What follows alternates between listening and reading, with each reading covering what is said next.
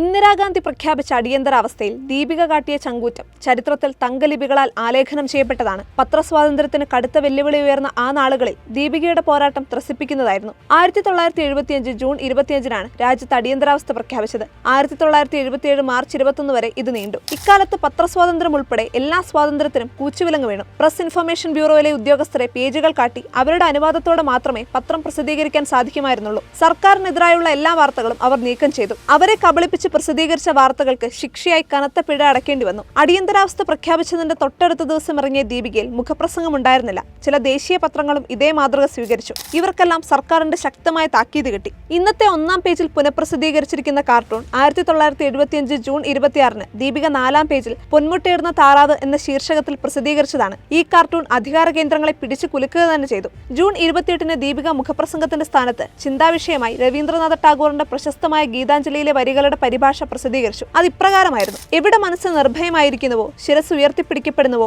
എവിടെ ലോകം ഇടുങ്ങിയ ഗാർഹിക ഭിത്തികളിൽ ശിഥിലമായി തീരാതിരിക്കുന്നുവോ, എവിടെ വാക്കുകൾ സത്യത്തിന്റെ അഗാധതയിൽ നിന്ന് ഉയരുന്നുവോ, എവിടെ അക്ഷീണമായ യത്നം പൂർണ്ണതയിലേക്ക് അതിന്റെ കൈകൾ നീട്ടുന്നുവോ, എവിടെ യുക്തിയുടെ സ്വച്ഛമായ സരിത്ത് മൃതമായ ശീലങ്ങളുടെ മണലാരണ്യത്തിലേക്ക് വഴിതെറ്റിപ്പോകാതിരിക്കുന്നുവോ, എവിടെ മനസ്സ് അങ്ങയാൽ സദാ വികസിച്ചുകൊണ്ടിരിക്കുന്ന ചിന്തായത്നത്തിലേക്കും കർമ്മത്തിലേക്കും മുന്നോട്ട് നയിക്കപ്പെടുന്നുവോ, സ്വാതന്ത്ര്യത്തിന്റെ ആ സ്വർഗത്തിലേക്ക് അല്ലയോ പിതാവെ എന്റെ നാട്ടിനെ ഉണർത്തിയാലും. 1933 ഓഗസ്റ്റ് 9-ന് പണ്ഡിറ്റ് നെഹ്റു മകൾക്കയച്ച കത്തിൽ രവീന്ദ്രനാഥ ടാഗോറിന്റെ ഗീതാഞ്ജലിയിൽ നിന്നും ഉദ്ധരിച്ചൊരു കവിത.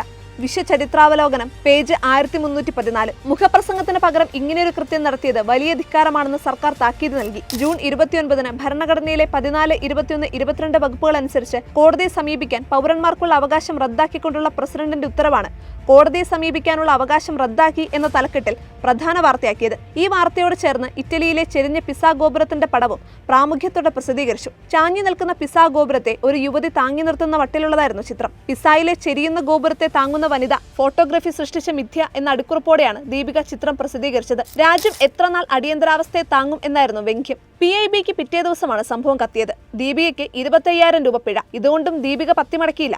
ഇത്തരം ഒളിപ്പോറുകൾ തുടർന്നു. ശിക്ഷയും കിട്ടിക്കൊണ്ടിരുന്നു. എറണാകുളം ജില്ലയിലെ കോടനാട് ആനപരിശീലന കേന്ദ്രമുണ്ട്. കാട്ടാനകളെ വാരിക്കുഴിയിൽ വീഴ്ത്തി പിടിച്ചുകെട്ടി ഇവിടെ കൊണ്ടുവന്ന് പരിശീലിപ്പിക്കുകയാണ് പതിവ്. ആയിടെ 9 ആനകൾ ഒറ്റയടിക്ക് വാരിക്കുഴിയിൽ വീണു. അതിന്റെ ഉഗ്രനൊരു പടവുമായി അവിടുത്തെ ഏജന്റ് വന്നു. സ്വാതന്ത്ര്യമേ വിട എന്ന അടിക്കുറപ്പോടെ 1975 ഓഗസ്റ്റ് 3-ന് ദീപിക അത് 1-ാം പേജിൽ പ്രസിദ്ധീകരിച്ചു. PIB ഉദ്യോഗസ്ഥർ പത്രം അച്ചടിക്കുന്നതിന് മുൻപ് ചിത്രം കണ്ടെങ്കിലും അവർക്ക് ഗുട്ടൻസ് പിടികിട്ടിയില്ല. പ്രസിദ്ധീകരിച്ച അന്ന് തന്നെ സർക്കാരിന്റെ നോട്ടീസ്: അടിയന്തരാവസ്ഥയെ കളിയാക്കിയിരിക്കുന്നു, സമാധാനം ബോധിപ്പിക്കണം. ദീപിക നൽകിയ വിശദീകരണം സർക്കാരിന് ബോധിച്ചില്ല.